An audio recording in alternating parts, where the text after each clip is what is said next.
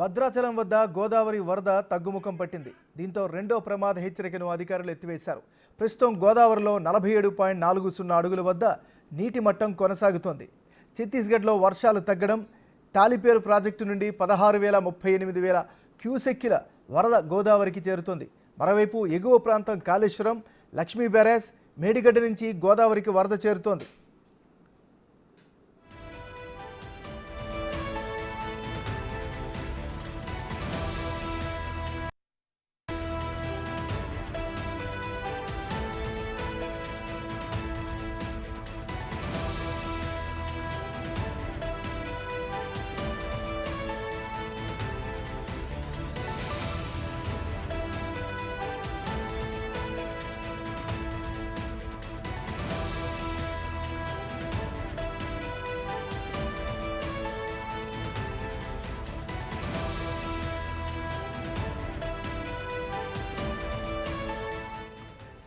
ఎడతెరిపి లేని వర్షాలకు భద్రాచలం పరిసర ప్రాంతాల్లో రోడ్లపైకి నీరు చేరడంతో రాకపోకలు నిలిచిపోయాయి.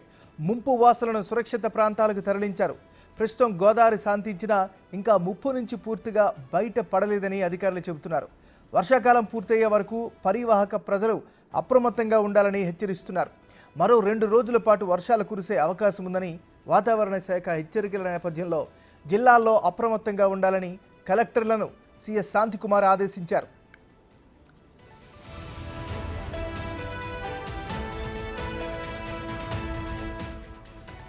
నిజామాబాద్, సిరిసిల్ల, జగిత్యాల, కరీంనగర్, కుమ్రంభీం, ఆసిఫాబాద్, మంచిర్యాల, జగిత్యాల, పెద్దపల్లి, జయశంకర్, భూపాలపల్లి తదితర జిల్లాల్లో అతి భారీ వర్షాలు కురిసే అవకాశం ఉందని హైదరాబాద్ వాతావరణ శాఖ వెల్లడించింది.